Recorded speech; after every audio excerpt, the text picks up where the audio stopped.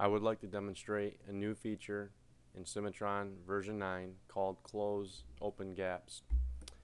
Here we have a block that needs to be machined, but prior to machining, typically a programmer would take the time to patch over all these openings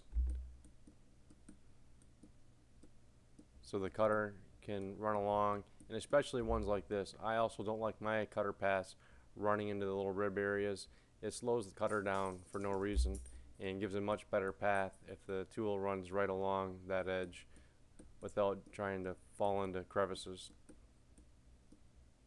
So what I've done is I've taken these top faces and I've stitched them together as a solid object, and I'm going to hide the rest of the block underneath.